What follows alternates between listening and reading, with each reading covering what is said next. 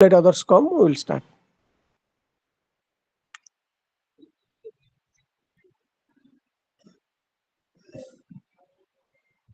Starting now, just after 2-3 minutes, because others are joining now. So 2 to 3 minutes.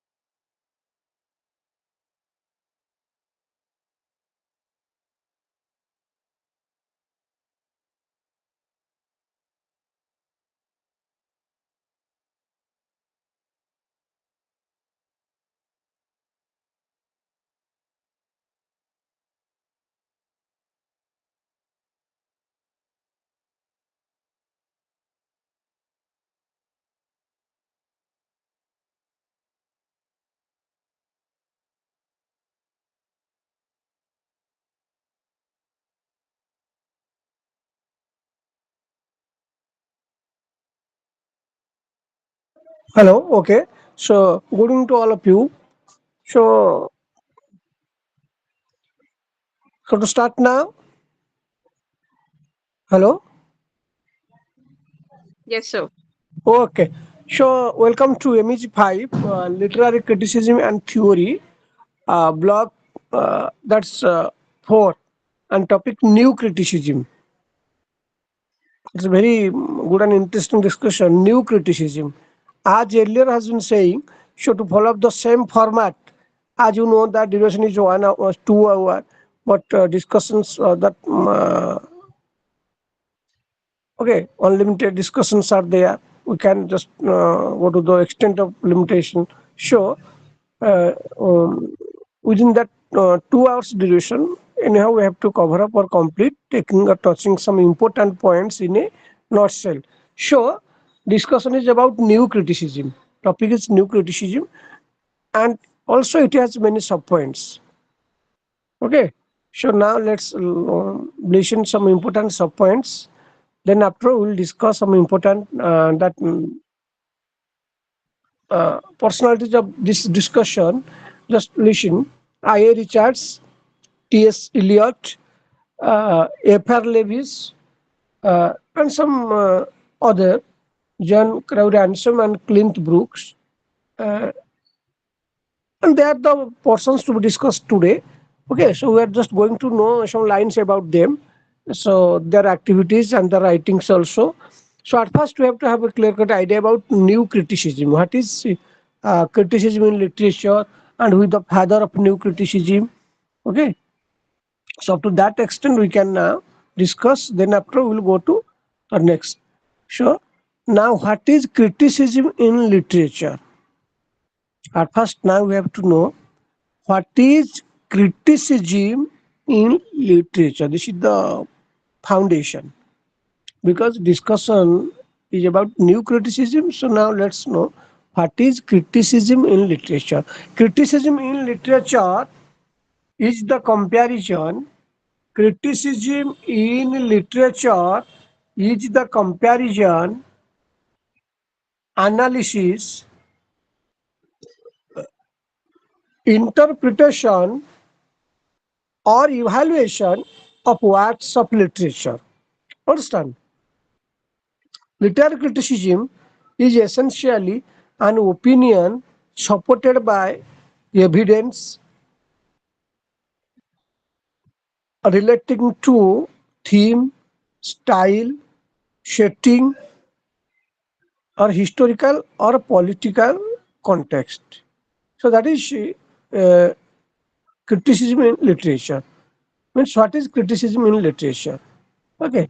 So criticism in literature is the comparison, analysis, and interpretation and evaluation of works of literature. Okay, that's then who is the father of new criticism? That the discussion is going on. The topic is new criticism. So in that discussion, who is the father of new criticism? I. A. Richards has been called. I. A. Richards has been called the father of new criticism. He was one of the first to study literary interpretation as a kind of science. Okay, so the father of new criticism is I. A. Richards. Also, today we are discussing about him. Okay, though not in detail but in nutshell. So, the first one is coming, that is I. A. Richard. So, then origin of a new criticism. So now you knew what is criticism in literature. Uh, there are some lines about some okay, some few lines. Then father of new criticism in 2 to 3 lines. So now origin of a new criticism. Also listen some few lines about uh, origin of new criticism. Origin of new criticism. New criticism developed as a reaction. It developed as a reaction to the older philosophical and literary history schools of the United States North, US North, which focused on the history and meaning of individual words and their relation to foreign and ancient language, comparative sources, and the biographical circumstances of the authors taking this approach. Okay, so origin means where did it come from? Or start. New criticism developed as a reaction to the older philosophical and literary history. Okay, so then uh, what are the features of a new criticism? What are the features of a new criticism?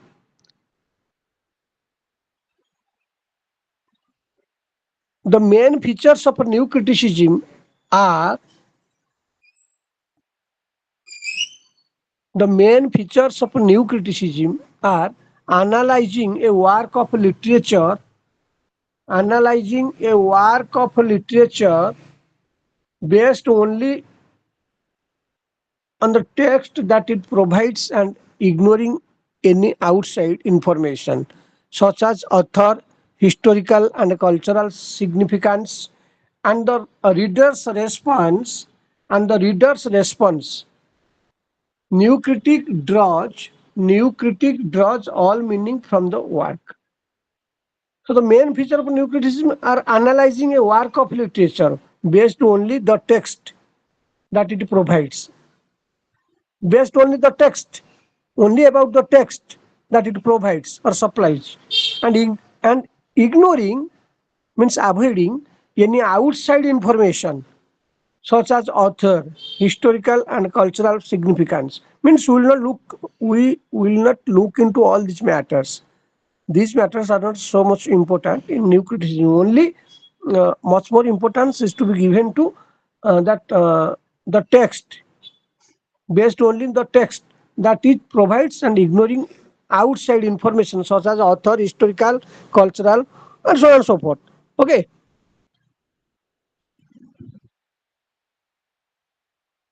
So what is the format of a new criticism? Format.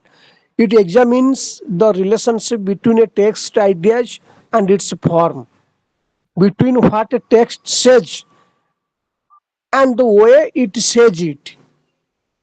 Okay, as earlier you knew that it is based only the text that it provides, and it ignores other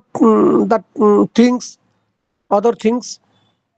Okay, so the it new criticism examines the relationship between a text's ideas and its form, between what a text says and the way it says it. New critics may define tension, irony, or parody in this relation, but they usually resolve it into unity and coherence of meaning. So in literature, you see, in literature, there are many theories used to analyze an author's work. In literature, there are many theories used to analyze an author's work. One of these theories is new criticism. One of these theories is new criticism. The new criticism definition is a new way of teaching literature. So it's a new way of teaching literature by analyzing a work based only on the work's text, based only uh, what a text says and what the way it says. Well, based only what a text says and the way it says. Okay, ignoring or avoiding other things. Okay, sure. That the way of teaching literature by analyzing a work based only on that work's text. In other words, the theory analyzes that theory means that new criticism theory. This theory analyzes only what is present in a work of literature. As earlier I told, text, it's only based on the text. It's only based on the text. Means what a text says and the way it says it. And the way it says. That's the two things that we see. Okay, sure. That in other words, the theory analyzes that this theory means this new criticism theory analyzes only what is present in a work of literature, only what is present in a work of literature, doesn't take anything else into account. It doesn't. So it doesn't take any other things into account. As earlier I told, it ignores or avoids other things. Only it lets stress or gives emphasis on that what a text says and the way it says. These two things. Sure, and doesn't take anything else into account, such as author or historical and cultural significance. As earlier I told that's um, the features, the text that it provides, and ignoring any outside information. It doesn't accept any outside information. So what are these outside informations? Such as author, historical, and cultural significance, and the reader's response. Only about the text. A work of literature based only the text that it provides, or the text says and the way it stage, ignoring all other things. What I told you now. So that is if doesn't take uh, in a work of literature and doesn't take anything else into account, such as the author or historical and cultural significance. New criticism. Now, just we are getting everything about new criticism. Earlier, I just provided you the format, the features. Father of new criticism, as you knew, that I. Richards happens to be the father of new criticism, and the format, everything. So now we are just getting an experience about new criticism only. Then after we will discuss the distinguished personality that we are coming across in today's discussion. As earlier I told, I. Richards, F.R. Lewis, T.S. Eliot, and some others. Okay, minor persons. So, new criticism arose in the beginning of the 20th century. Means it came into being. It came into being in the beginning of the 20th century.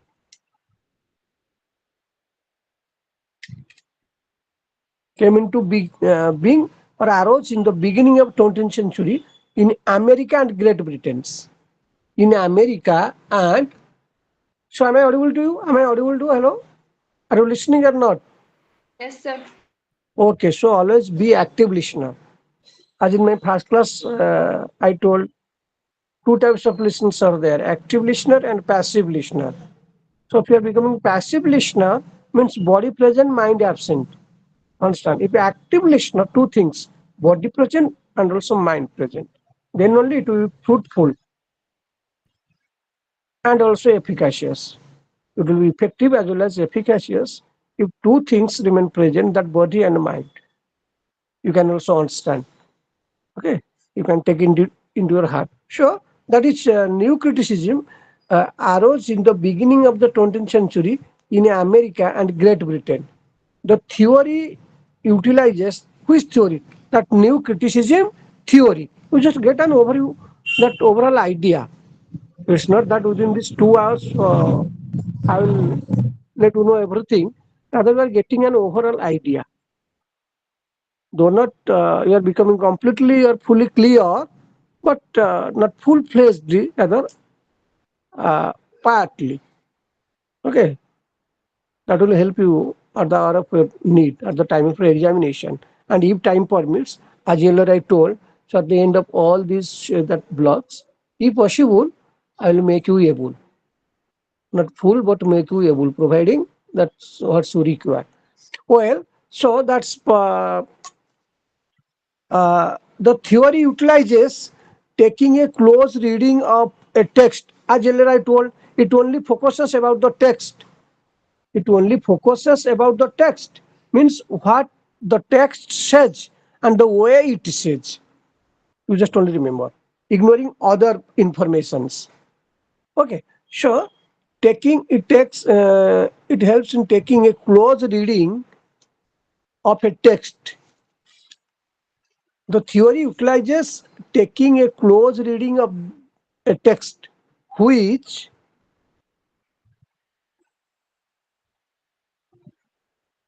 which close reading of the text means we have to enter into the text thoroughly, line by line. So close reading of the text, which is dismantling a text, means we have to just make it into pieces. Pieces in the sense line by line, page by page. Okay, that which is dismantling a text, divide the text and looking at the elements within it. What's inside it? What is there? What is there inside? What is there written inside it? Okay. So who are there? What type of characters are there? So what do you find? Everything that's from the very beginning till the end. We have to have a close reading of that. Okay. A text and looking at the elements within it, such as symbolism or metaphor, to find the meaning uh, of it, to find the meaning of it. New critics focused mainly on the devices. New critics focused mainly on the devices present in the text.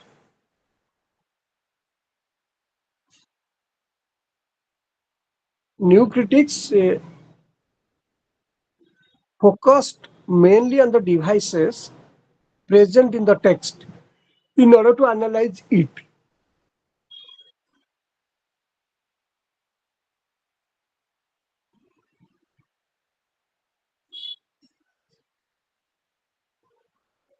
So, basic principles of a new criticism.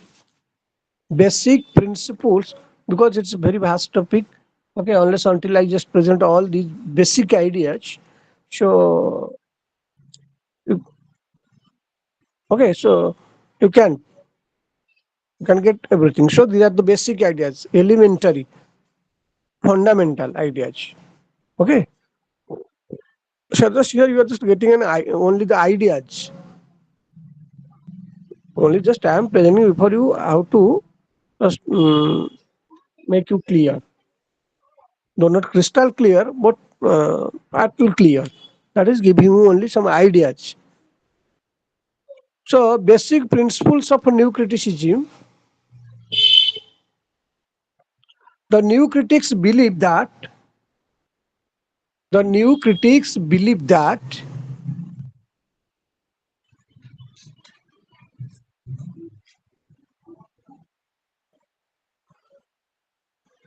a poem or a work of art, a poem or a work of art,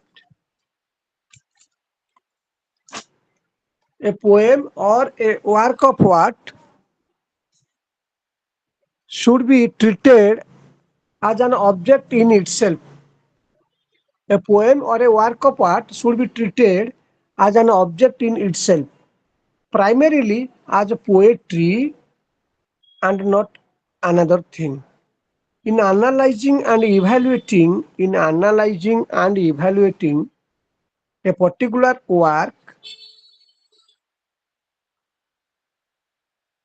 they usually do not refer to the biography of the author. As earlier I told, so it has been told in the same expression has been expressed, but using other words, different words. But the meaning, the presentation is same. As earlier I told, okay, features of new criticism. Okay, so do not refer to the biography of the author, to the social conditions at the time of its production, or to its psychological and moral. As earlier I told, also you are not getting the psycho. So here also you are uh, um, just avoiding all these informations. You have to avoid or ignore all these informations. Only you have to accept and admit that for the text, admit uh, what a text says and how or the way it says. These two things. So that is to the social conditions at the time of production or to its psychological and moral effects on the reader. They also tend to minimize. They also tend to minimize the recourse to the history of literary genres, genre, and subject matter. The literary critic must approach the work with the open mind, ready to study it as it is in itself.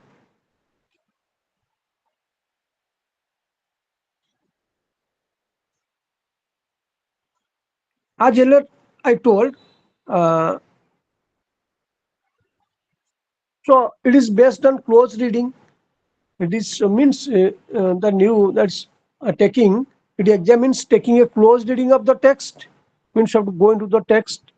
Okay, you have to so that is close reading. Close reading.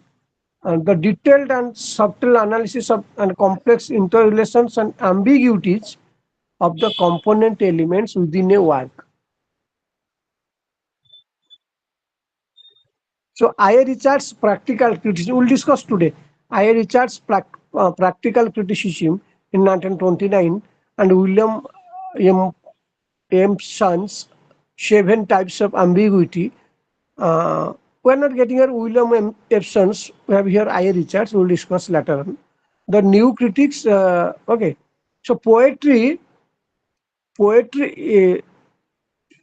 is communication, language is the means of communication.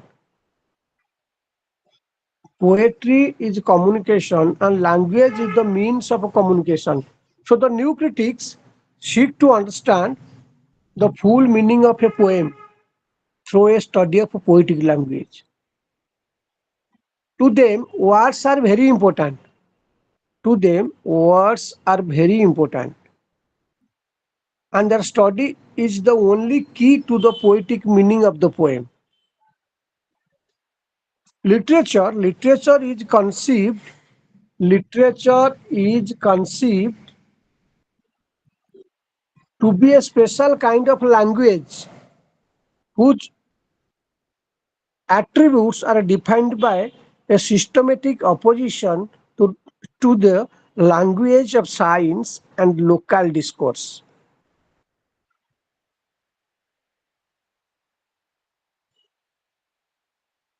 So many lines are there. Needless to discuss all this because here we have many important persons and to know also them, also to know about them. As earlier I told, I. Richards, Fairlevis, and T.S. Eliot. She will just go on discussing about the same, taking a lot of time. It's nothing other killing of our time.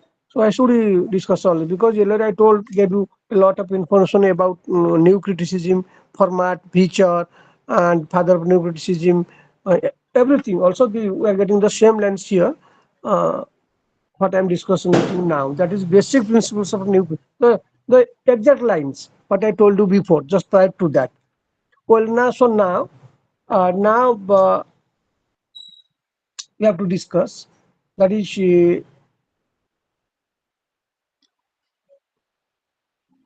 Richards published practical criticism. Richards published practical uh,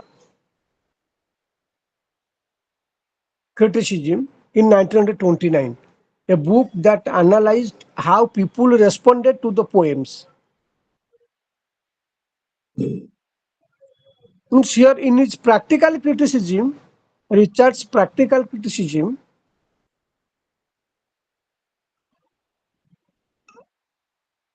in 1929, a book that analyzed, means Richard wrote that book called Practical Criticism. In that book, uh, we find how people are responding to poems that they didn't know the author of. This helped to form the basic of a new criticism and was expanded on by other authors. Many authors and critics contributed, many authors and critics contributed to the ideas of new criticism, helping it to become one of the most popular methods of analysis in the mid 20th century.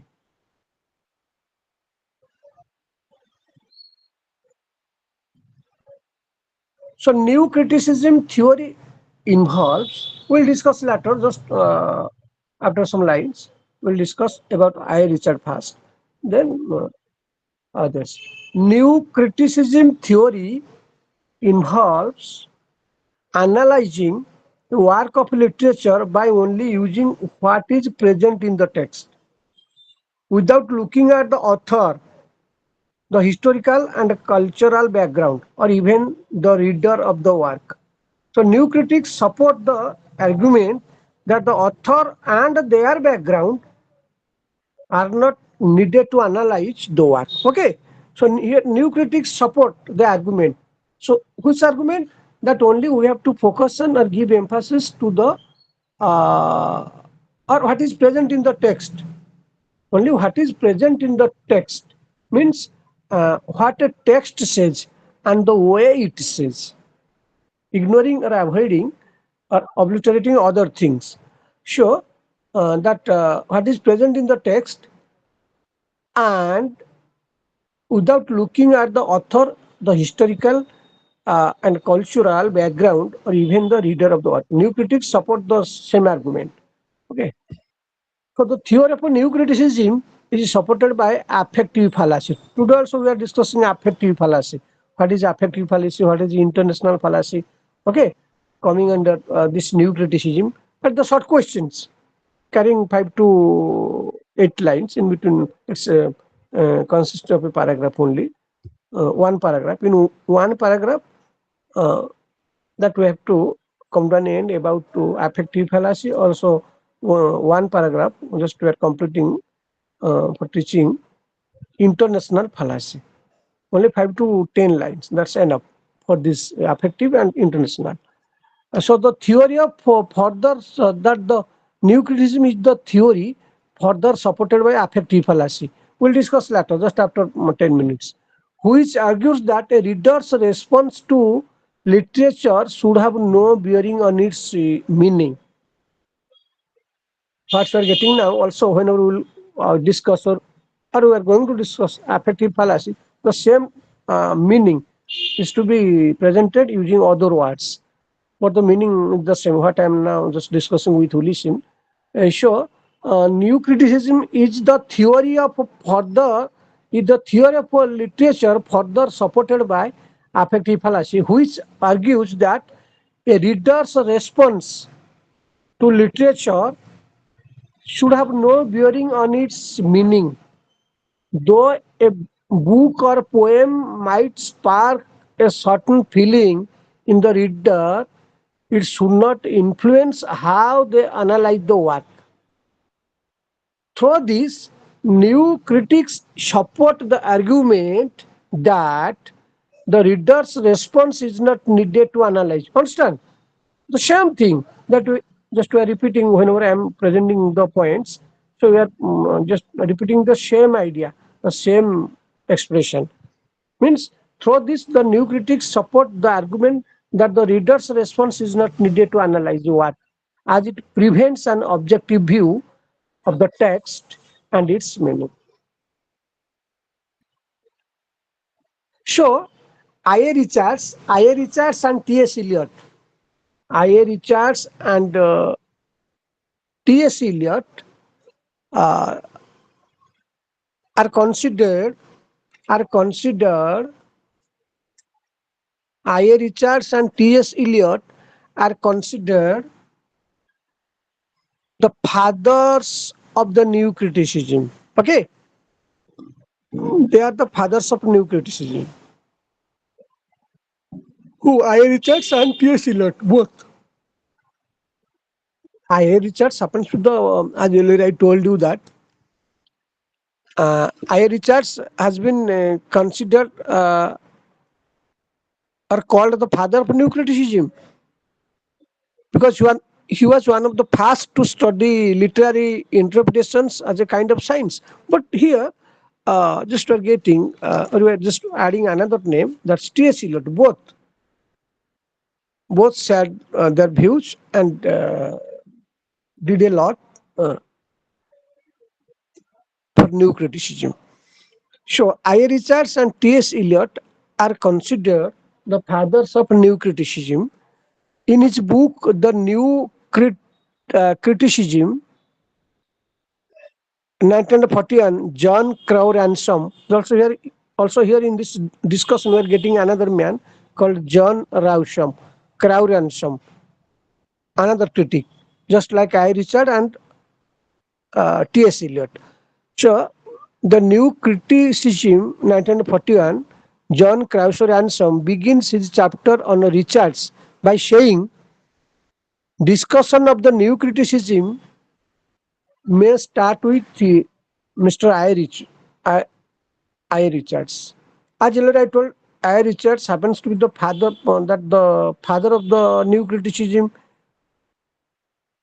He happens to be the father of a new criticism. Okay, so uh, discussions of the new criticism must start with Mr. I. Richards. Means if we want to know something about new criticism, we have to go through the text published by I. Richards. Okay, so the new criticism uh, the new criticism very nearly began with him. Okay, so the new criticism started with him. He was the founding father or called the trendsetter of new criticism. The new criticism that in terms of the influence, he uh, wielded the most important theoreticians in the theoreticians in the first half of the 20th century. Richard believes that Richard believes that the arts provide the only way of doing so. In the arts, we find the record in the only form. Okay, here Richard believes that Richard believes that the arts provide the only way of doing so. In the arts, we find the record in the only we find the record in the only form in which these things can be recorded of the experiences which have seemed worth having to the most sensitive and discriminating persons. Richard believes that the arts are our storehouse. Arts, ARTS, because he gives much more emphasis to the arts because arts have the power to record everything. Okay, means things can be recorded only in arts principle. So he believes that the arts are our storehouse of recorded values. Arts, arts are our storehouse of recorded values. What we record, we are to get in arts. He gives a very high place to the artist. Who? Richard. Because artist, so Richard gives a very high place to artist. He the point at which the growth of the mind shows itself.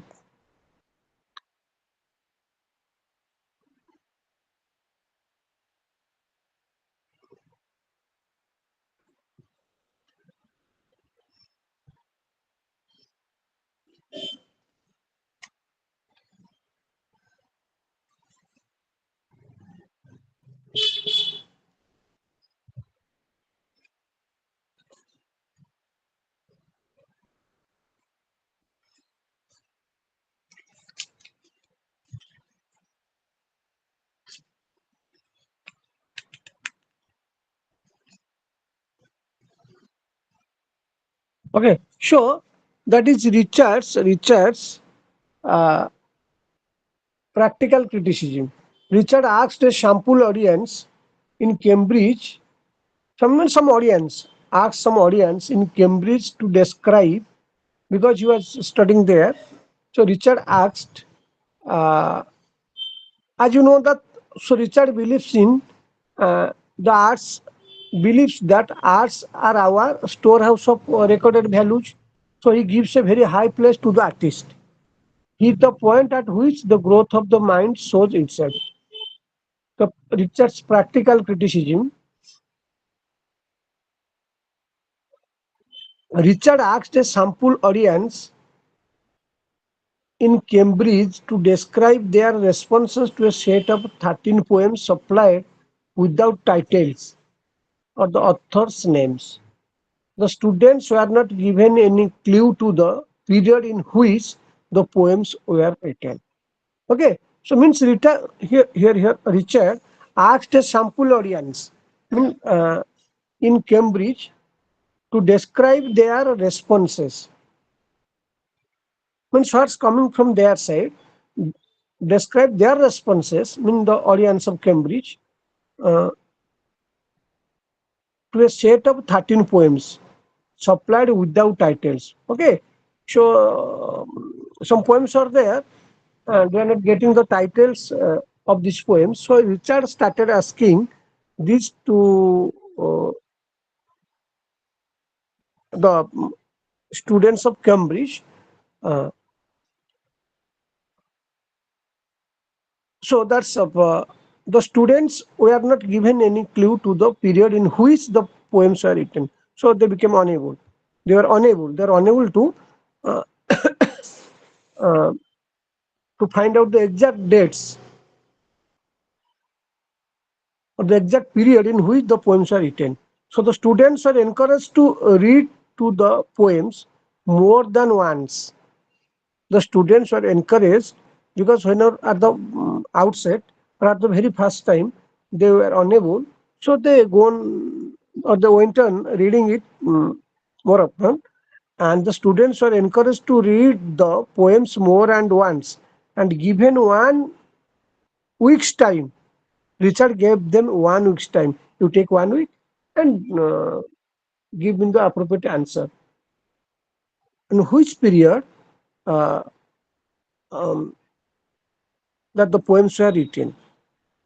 The exact period. You tell me the exact period in which the poems were written. So the students that uh, were given 1 week's time to write down their comments. A selection of these comments, which he calls protocol, forms the substance of the book, followed by followed by analysis of characteristics errors and suggestions for educational reforms. Richard says in his introduction that he had 3 objections. Richard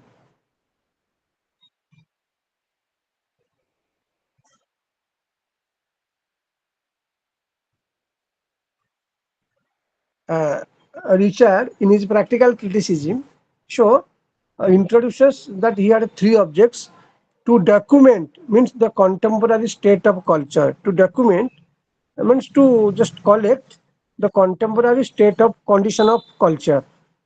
To provide a new technique for responding to poetry and to reform the teaching of literature. The book Practical Criticism. So Richard's production is practical criticism. It's Richard's essay. So the book Practical Criticism is written by Richard. So the book Practical Criticism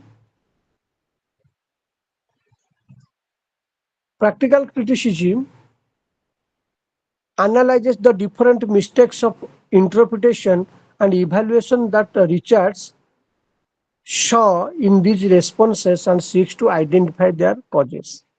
Okay. He was concerned by the low level of critical competence, low level. He was concerned by the low level of critical competence that was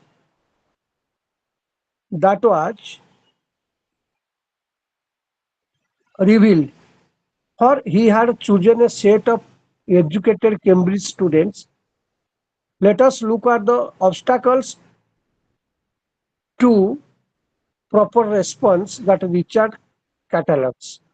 I am following the system of numbering by alphabets used by Richards himself in practical criticism.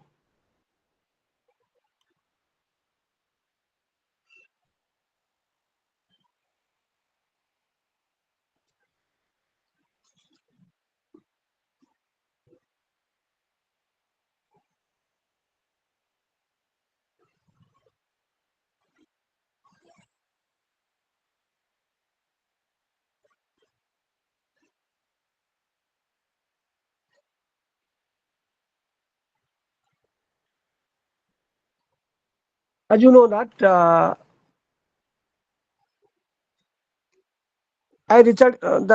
Richard is considered as one of the founders of modern literary criticism, better known as new criticism. Richard is considered as one of the founders of modern literary criticism, better known as new criticism. He thought criticism should emulate the precision of the exact sciences, aesthetic, psychology, and semantics were brought together in this new approval to criticism. Thus, new criticism has been developed. Richard turns criticism into a science. Richard turns criticism into a science. Richard turns criticism into a science.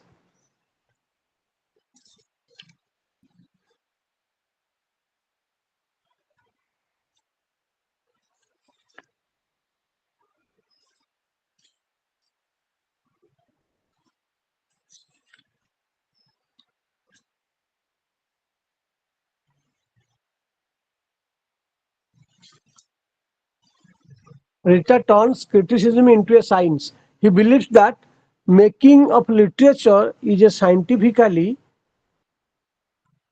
analyzable activity. According to Richard, the human mind is a system of impulses. According to Richard, the human mind is a system of impulses, and poetry is the a record of the happy play of the impulses. Richard examines what kind of language poetry uses. There are two uses of language. So Richard examines what kind of language poetry uses. There are two uses of language. One, they are the scientific use. One, they are the scientific use and the emotive use. The scientific use and the emotive use.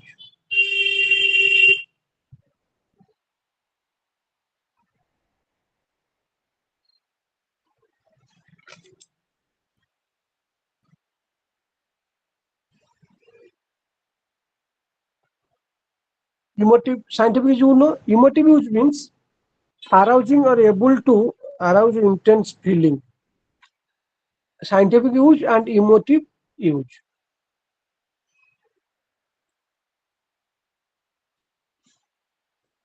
In the emotive use, the word evokes emotion.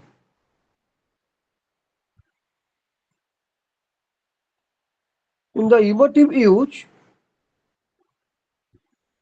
the emotive use, in the emotive use, the word evokes emotion. The emotive use of language is used in poetry and other literary works. The emotive use of language is used in poetry and other literary works. In the scientific use of language, the references should be correct and the relation of references should be logical. Understand? It's the difference. The emotive use of language is based in poetry and other literary works. In the emotive use, the word evokes emotion. The word evokes emotion. The emotive use of language is used in poetry and other literary works. In the scientific use of language, the references should be correct and the relation of references should be logical.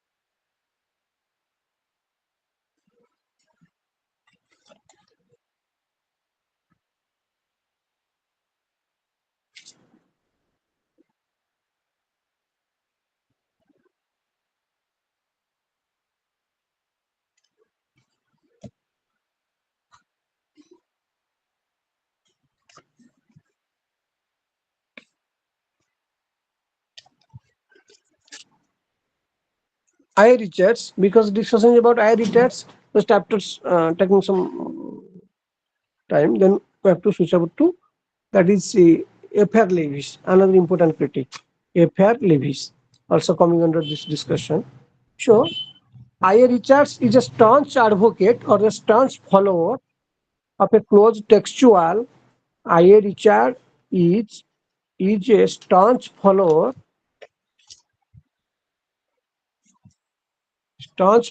of or advocate of closed textual and verbal study and analysis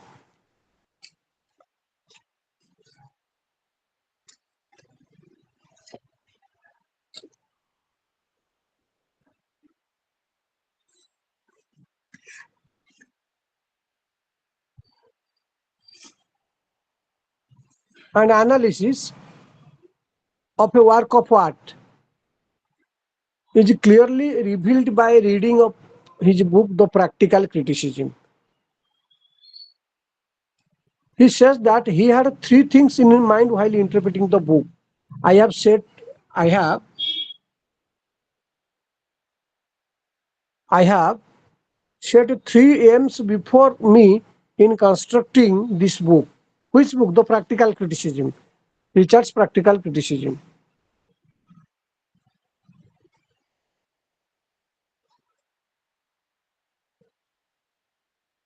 Has to introduce a new kind of documentation. As earlier I told you that, I was telling prior to that. Okay.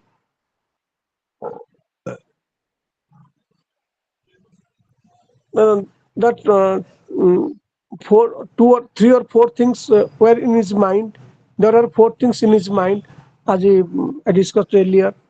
Okay, so that has to introduce a new kind of documentation to those who are interested in the contemporary state of culture, whereas critics, as philosophers, as teachers, as psychologists, or merely as curious persons. Secondly, to provide a new technique for those. Secondly, to provide a new technique for those who wish to discover for themselves what they think and feel about poetry and why they should like or dislike it. Thirdly, to prepare the way for educational methods more efficient and those used to now in developing discrimination and the power to understand what we hear and read.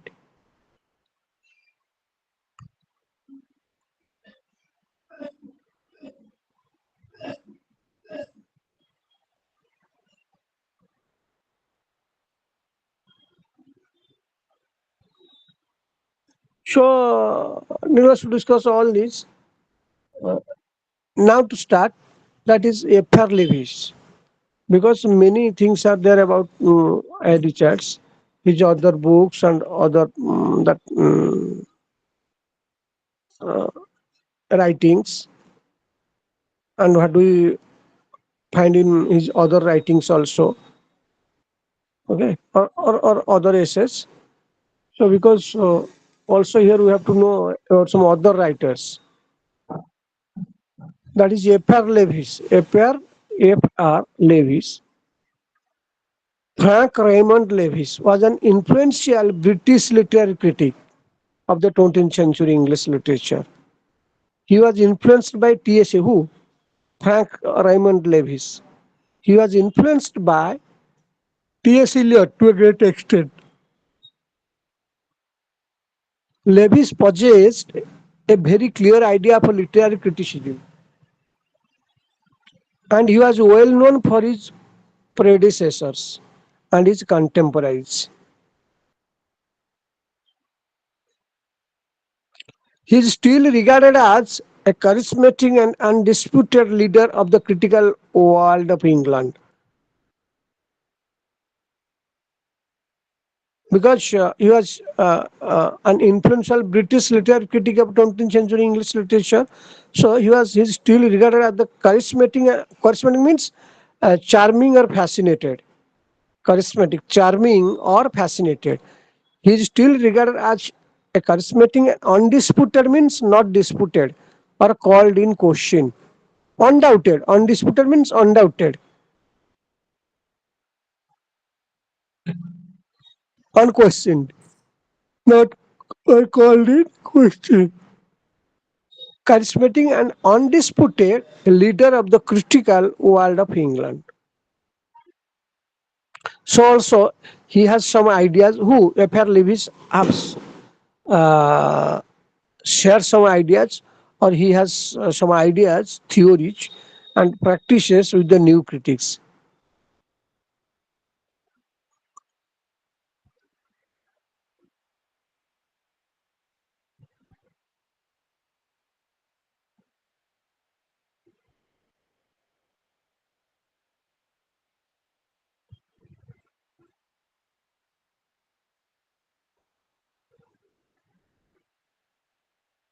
So criticism for Lewis is a means of objective analysis,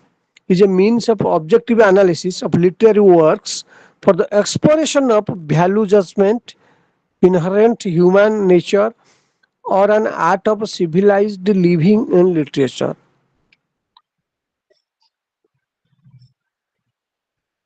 Just wait 2 3 minutes.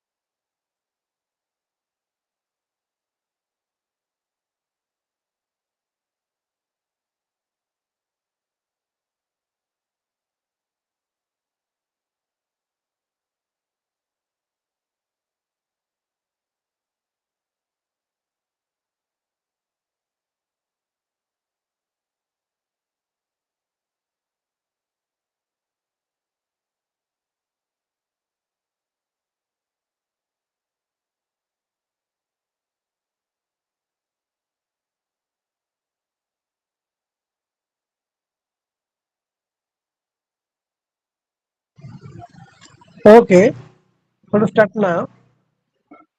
So Levis, because now we're discussing about F.R. Levis as a literary critic. F.R. Levis as a literary critic.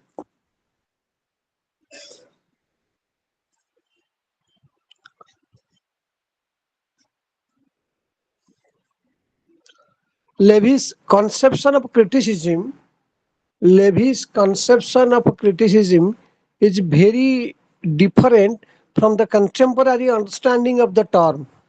To Levis, the purpose of evaluating literature is to keep alive the tradition of human world, not by admiring its achievements, but by bringing its values, purpose, and significance to bear on the present. So it is the business of the critic to explore and rediscover the social culture and an art of living behind literature. But he did not fully believe that criticism should focus only on the text itself. Who? Levis told. But I. Richards, text. I. Richards holds the view that criticism should focus on the text only. The text only. What a text uh, says and how it says. It's is the opinion of I. Richard. But Levis that didn't admit that. Rather, he discovered that it is the business of the critic to explore and rediscover uh, the social culture and an art of living behind literature. So, but he didn't fully believe. Who? Levis. He didn't fully believe or completely believe that criticism should focus on only on the text itself or the words on the page or the words on the page. As a new critic, he always looks for an objective way of analyzing the text. Okay, so he gave a complete new picture, a new idea about criticism because he didn't fully believe on the text itself or the words on the page. So he told something new in his criticism. The critical method of Levis is similar to that of T.S. Eliot. So it is similar to that of T.S. Eliot. His criticism is concerned with the evaluation of a work of art or literature.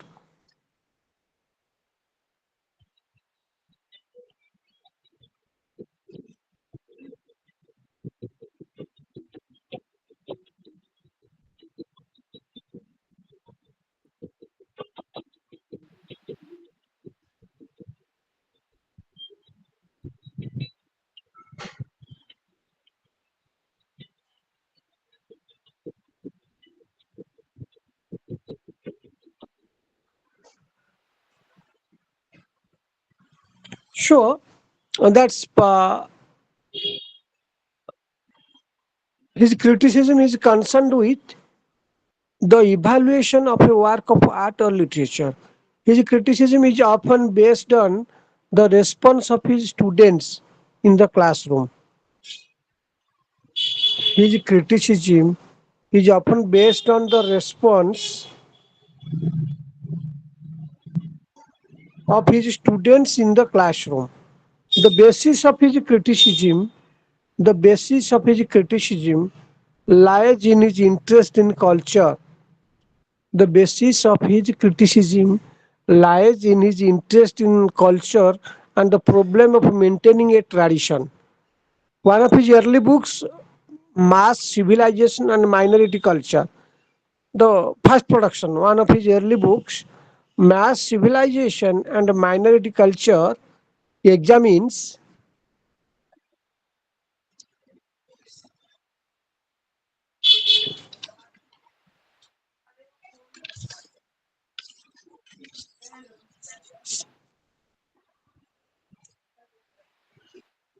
examines Problems of maintaining a right tradition of a moral and aesthetic taste. In its criticism, the author's what he seeks is the quality of life presented. He is not interested in the form of a work of literature apart from its contents. Lewis was a controversial critic.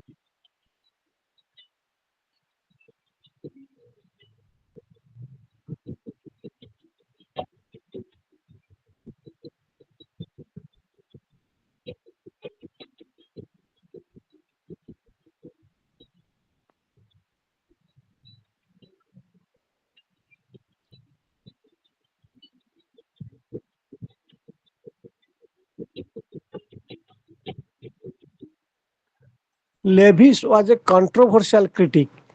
He was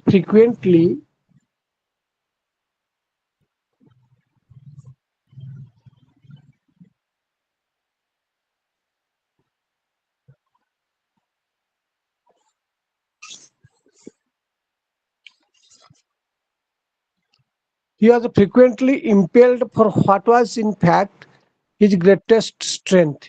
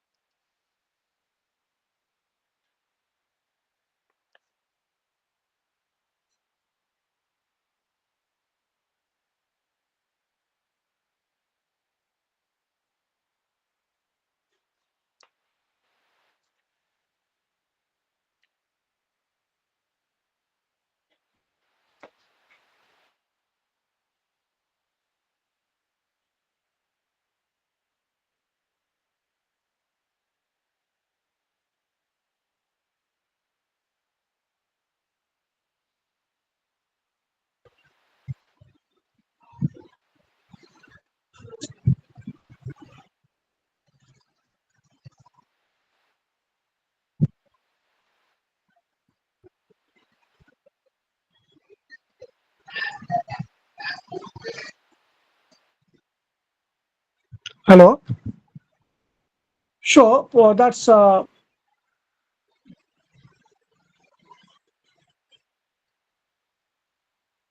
they say that Levish was controversial. So are you listening to me? Are you listening?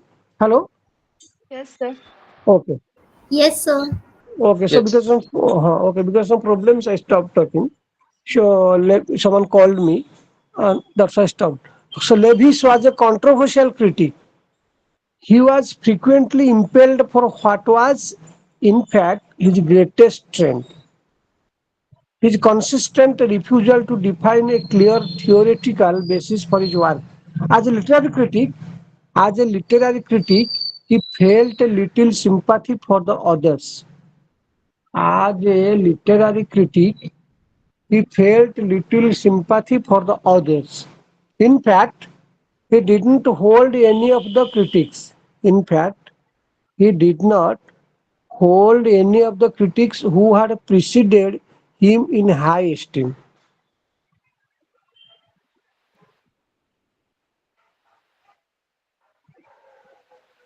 High esteem.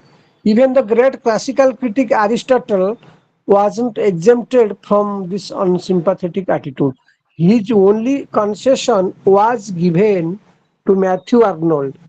To Lewis, humanism mattered, and for him, literary criticism must be humanistic.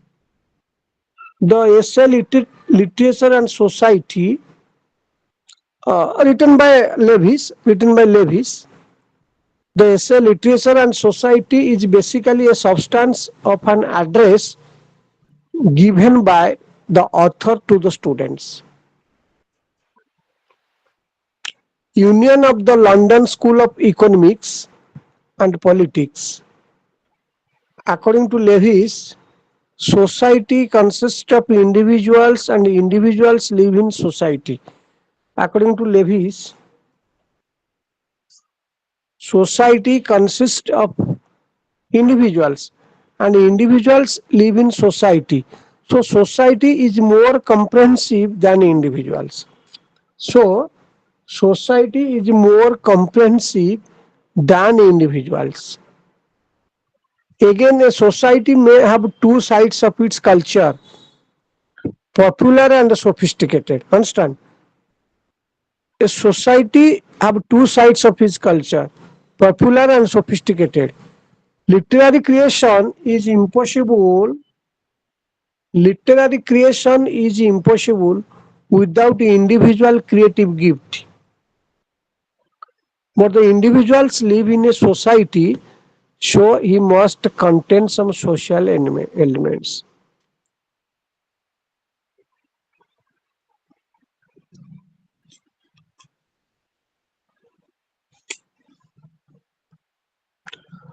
According to Lewis, good literature should be based on the entire culture. Good literature, according to Lewis, good literature should be based on the entire social culture, its sophisticated culture, and its popular culture.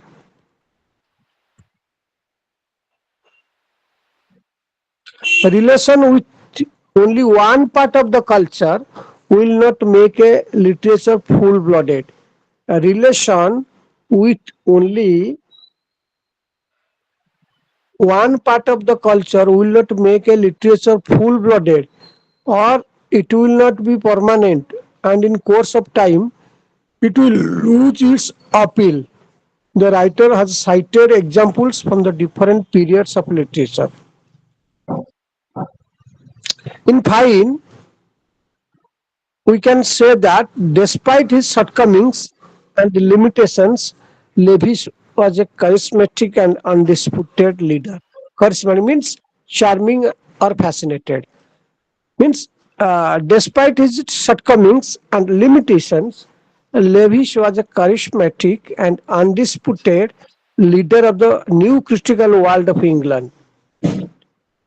He hasn't advanced any general aesthetic or literary theory.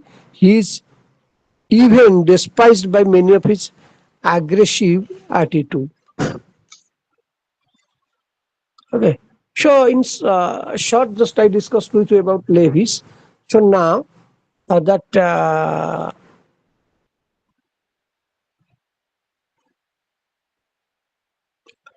short questions are earlier I told intentional fallacy and affective fallacy. Okay. Intentional fallacy, you know the meaning of fallacy. Fallacy means a mistaken belief, especially based on unsound arguments or means misconception. Okay, a mistaken belief is the So meaning of what is effective policy? fallacy. Fallacy. Yes, A sir. What is effective policy? not policy but fallacy, mistaken belief.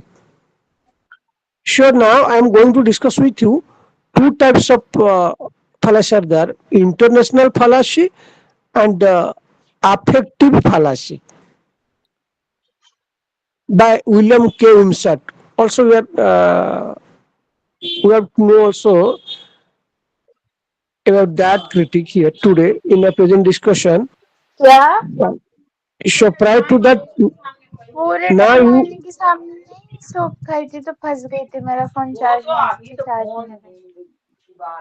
Sharon, mic up. So now you knew हाँ about HR जबरदस्ती levies. Mummy देख लेती हैं Hello, mute the mic. Now you knew about बत्ती से ही uh, फंस जाता है ना hello. मुझे क्या पता था कि ऐसा बाहर निकल आएगा वो Hello, mute the mic. अभी संडे को जाएंगे ना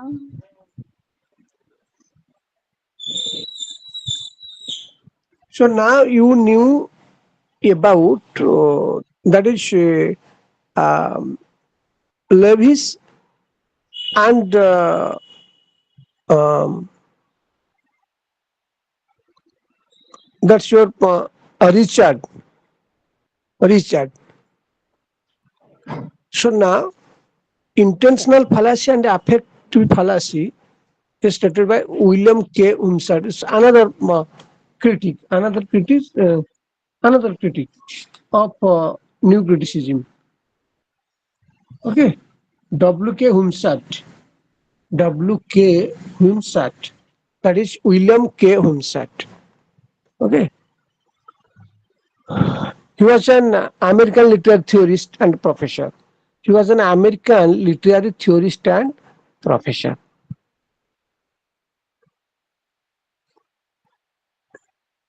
So he brought out the idea of intentional fallacy. Who? That W.K. Hunsat means William K. Hunsat brought a brought out the idea of intentional fallacy. So now just it's a short question. I'm giving you uh, only by presenting 4 to 5 lines about what is intentional fallacy. What is intentional fallacy?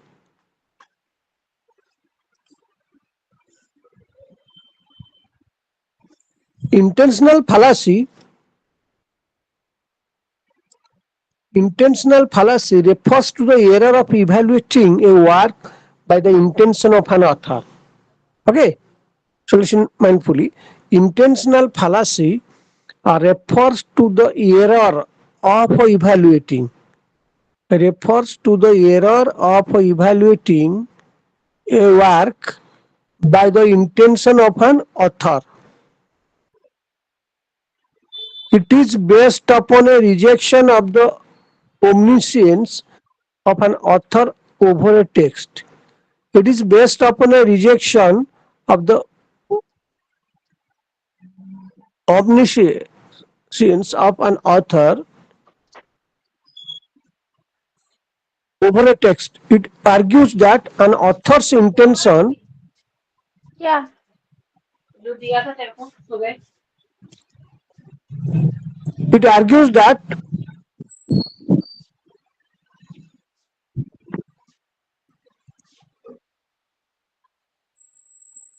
it argues that an author's intention or a design should not influence the reading of a text.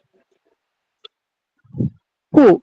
That Hunsat argues that means intentional fallacy argues that an author's intention or design should not influence the reading of a text. It further argues that it further argues that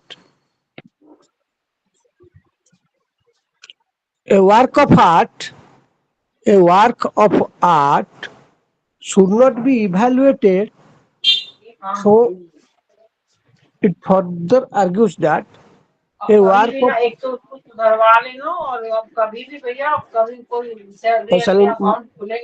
mute the mic, sound of mute the mic.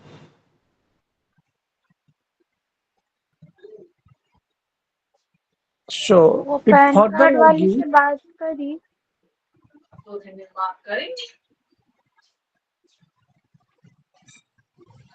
sound is coming.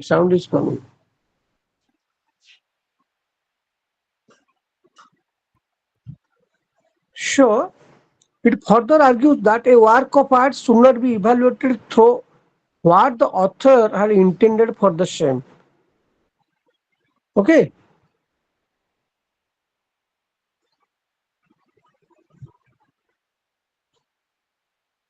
Means an author's intention or design should not influence the reading of a text. An author's intention or design should not influence the reading of the text.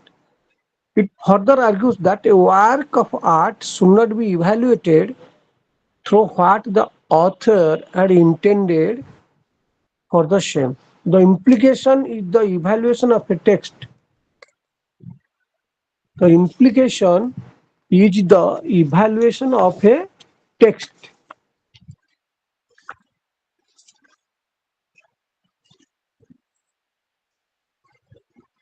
So the act of reading becomes an aesthetic.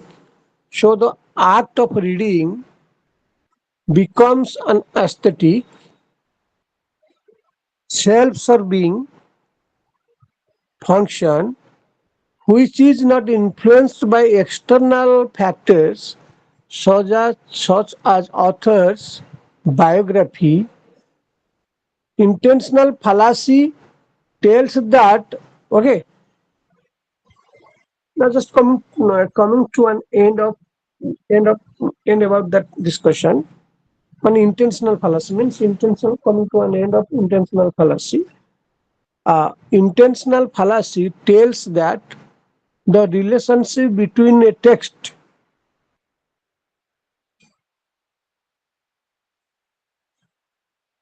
the relationship between a text and its audience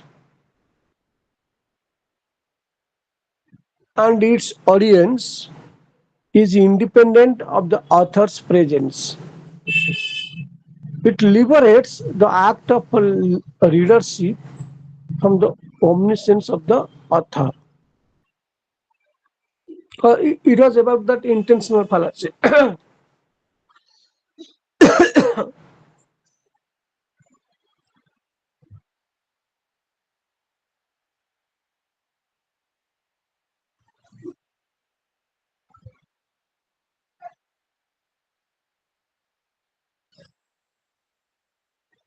So that intentional fallacy, that term used in 20th century literary criticism to describe the problem inherent in trying to judge a work of art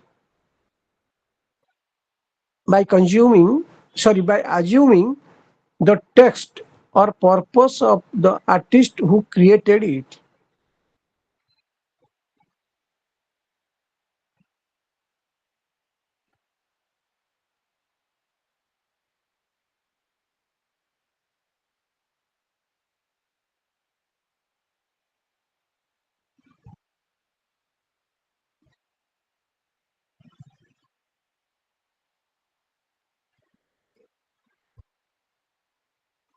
Then affective fallacy.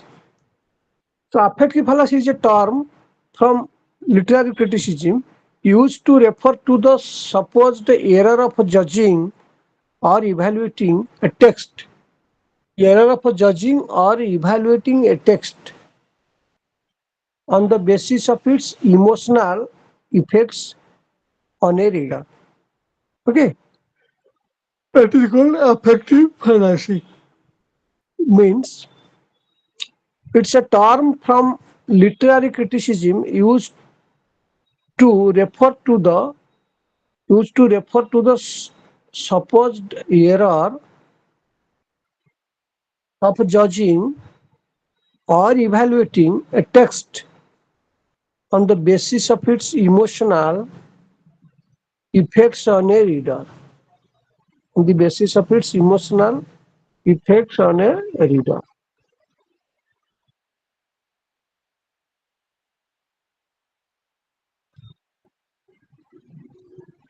Whomsat, because now we are discussing about Whomsat. He has just uh, produced these two theory, that is two fallacy, intentional fallacy and affective fallacy. So now just prior to that I discussed with you some lines about intentional fallacy. So now that is affective fallacy. So Wimsatt brought forward another theory which was called affective fallacy. Affective fallacy refers to the error of evaluating a text. As earlier I told, affective fallacy refers to the error of evaluating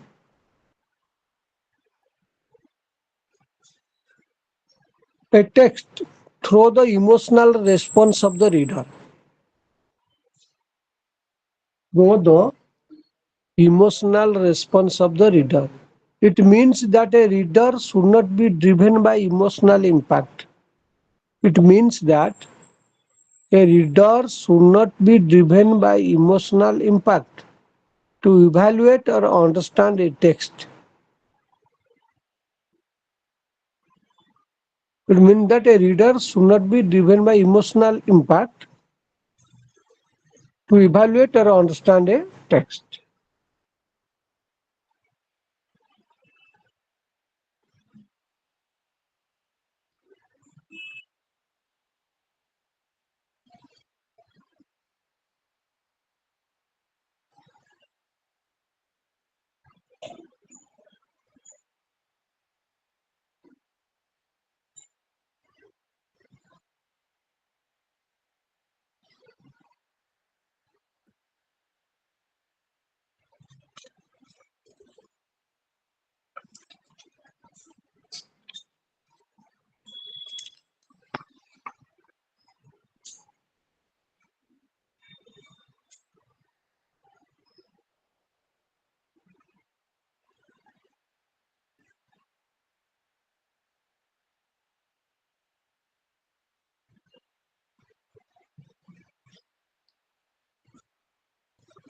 So, uh, the act of reading should be critically informed instead of emotionally driven. Who? Whomsat speaks. Act of reading, the act of reading should be critically informed instead of emotionally driven. So the act of reading should not be tainted by feelings of the reader or the text. The act of reading should be pure and must the act of reading should be pure and must maintain a certain level of clinical accuracy rather than sentimental indulgence on a reader's side.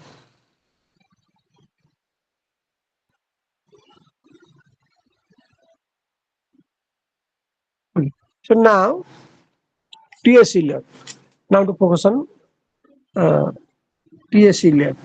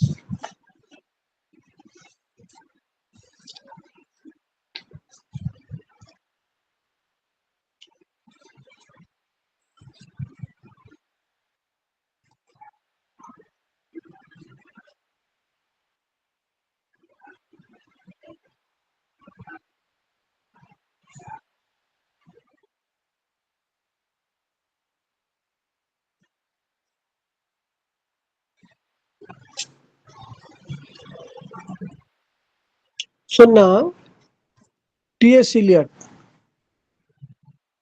So Arjun, T.S. Eliot was a renowned Anglo-American essayist, publisher, playwright, poet, and a literary and a social critic of the 20th century. Understand? So he was endowed with many virtues. He was endowed with many virtues, and these are the virtues that he was a renowned Anglo-American essayist, publisher, playwright,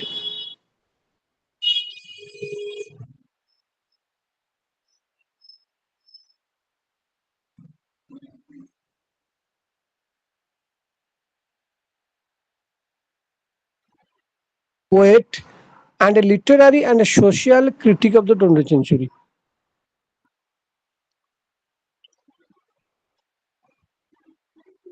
So he was an American born scholar. He was an American born scholar, sophisticated, sophisticated,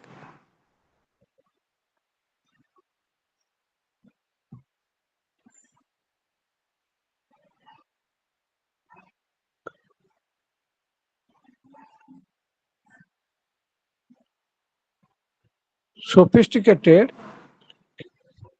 with poetic genius claimed by both the United States and England in the 20th century's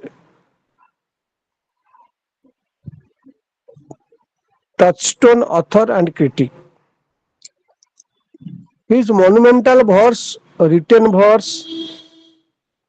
written during a period of emotional turmoil and personal re-evaluation, gave voice to the post-World War.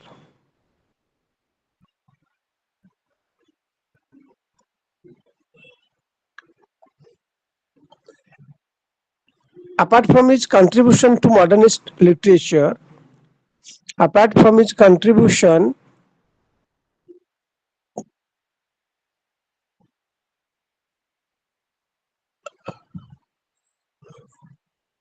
to modernist literature, he was also a significant writer of literary criticism. Eliot is considered by some to be one of the greatest literary critics of the 20th century. Okay, so he is considered by some to be one of the greatest literary critics of the 20th century. In his critical essay, Tradition and Individual, Tradition and Individual Talent, Eliot argues that art must be understood, not in isolation. In his critical essay, Tradition and Individual Talent, that essay written by T.S. Eliot, Eliot argues that not in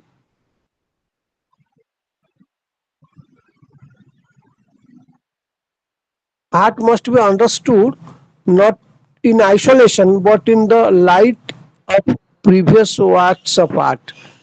Eliot wrote, in a peculiar sense, an artist or poet must inevitably be judged by the standards of the past. This essay was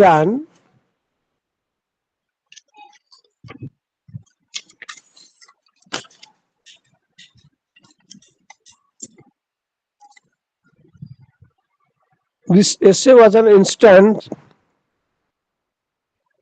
influence over the new criticism by introducing the idea that the value of a work of art must be viewed in the context of the artist's previous works, a simultaneous order of works or tradition.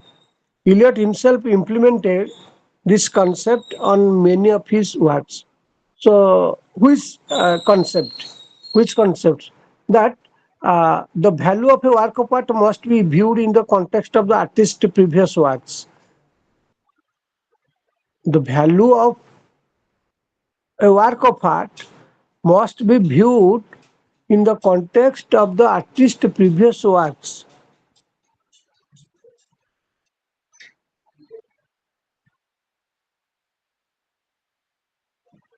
especially. So Eliot himself implemented this concept on many of his works, especially in his famous long poem, The Wasteland. Famous long poem. You might have had. I also read the poem of Eliot's poem, that is Wasteland. Show that, especially in his famous long poem Wasteland.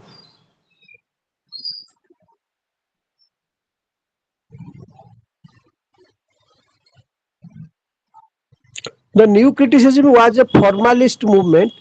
The new criticism was a formalist movement in literary theory that dominated American literary criticism in the mid 20th century.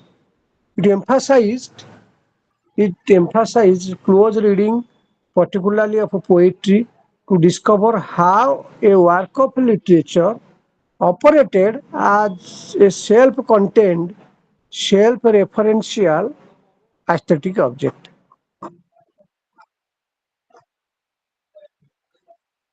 The works of English scholar I. A. Richards, especially his practical criticism and the meanings, which offered what was claimed to be an empirical scientific approach, were important to the development of new critical methodology.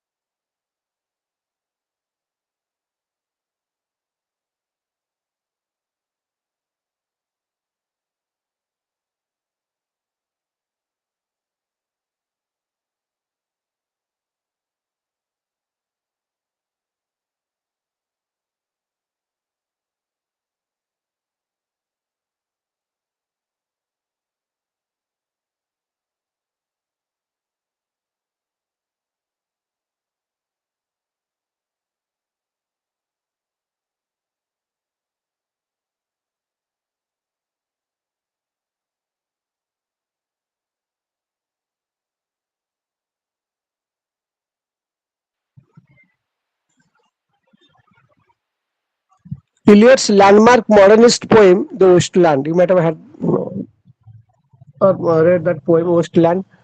Eliot's landmark modernist poem, The Wasteland, was published in 1922. Was published in 1922. Divided in, divided into five sections. That's its Wasteland was divided into five sections. The poem explores life in London.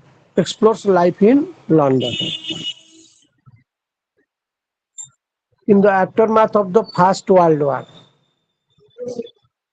Although its various landscapes include the desert and the ocean as well as the bustling metropolis.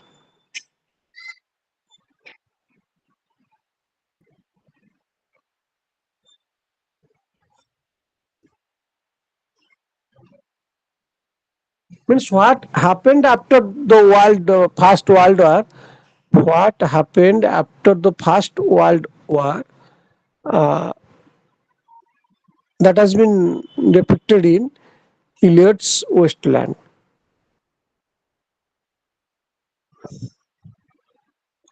So it's difficult to tie one meaning to the Wasteland.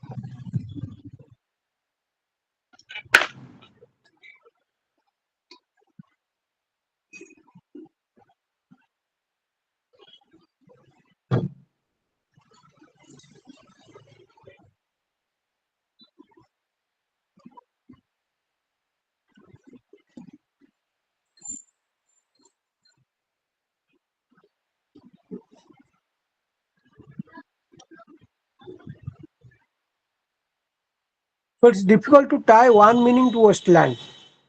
We can't just give only one meaning to Wasteland. Wasteland isn't confined to only one meaning, it has several meanings. Ultimately, the poem itself is about culture. The poem the poem itself is about culture, the celebration of culture, the death of culture, the misery of being learned in a world that has largely forgotten its roots. However, the Westland's merit stems from the fact that, however, the Westland's merit stems from the fact that it embodies so much knowledge within the poem itself.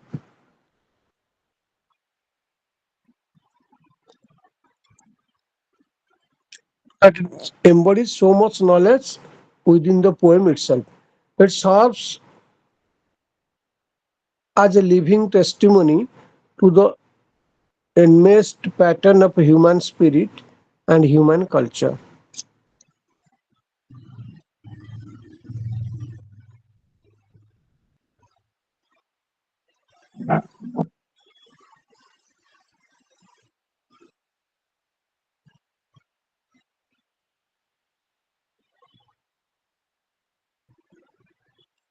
Eliot has used several devices. Eliot has used several devices in the Westland to link the present with the past. He has used various myths and legends. Who? Eliot. Eliot has used various myths and legends with the help of allusions, symbols, quotations, and phrases. The poem is in fact a mixture of many styles like narratives, dramatic, lyric, and allusive.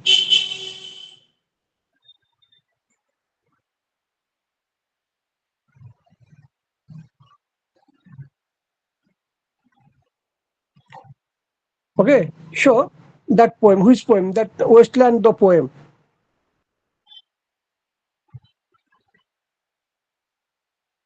Wasteland, that poem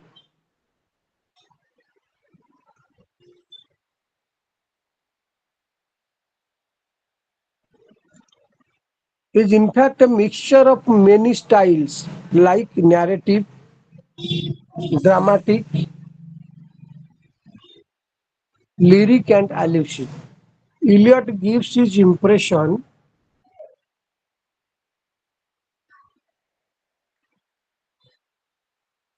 Eliot gives his impression about the modern people through a protagonist of the poem Tiresias. Named Tiresias.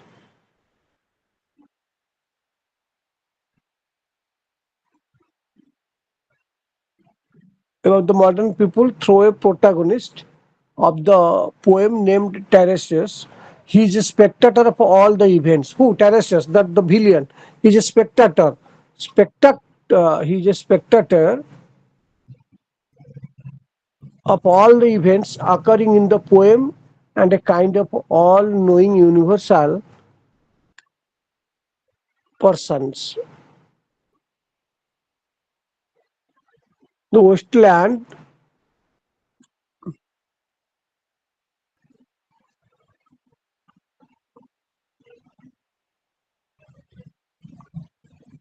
poem and a kind of all-knowing universal persons who belongs to the past as well as present. So the Westland is a city inhabited by civilization. The Westland is a city inhabited by a civilization suffering from spiritual decay. Westland is a city inhabited by a civilization suffering from a spiritual decay and degeneration. This is the meaning of the word Westland. So it's a city inhabited by a civilization suffering from spiritual decay and degeneration. The poem opens with the poem opens with a picture depicting the frustration and failure of modern society.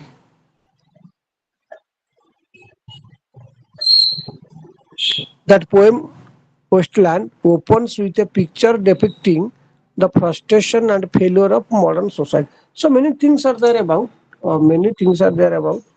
Westland. So, uh,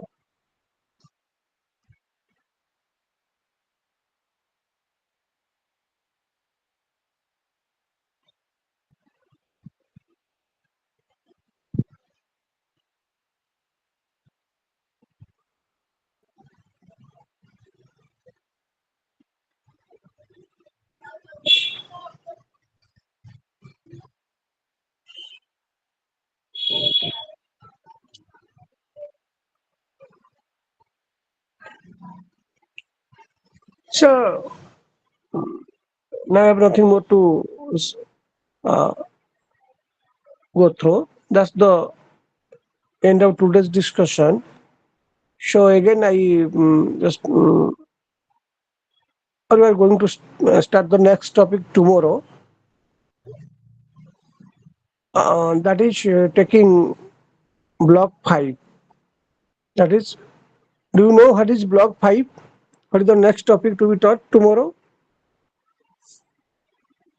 Anyone? Marxism. Marxist view of literature.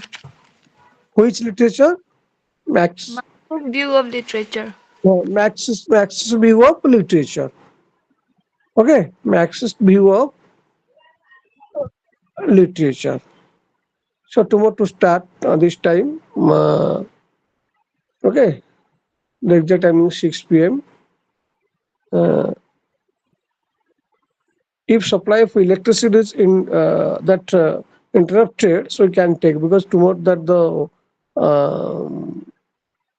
cyclone is coming. Okay, this time cyclone is hitting this area.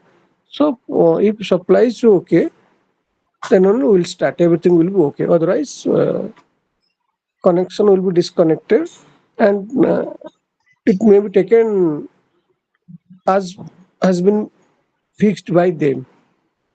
If they will fix up this tomorrow's class to any other day, then we will do that. Otherwise, if tomorrow is possible and comfortable, if electricity is there, then only we will start and complete. Taking block 5, the topic that is access view of literature. A very difficult topic to start. It's also tomorrow's discussion is very difficult.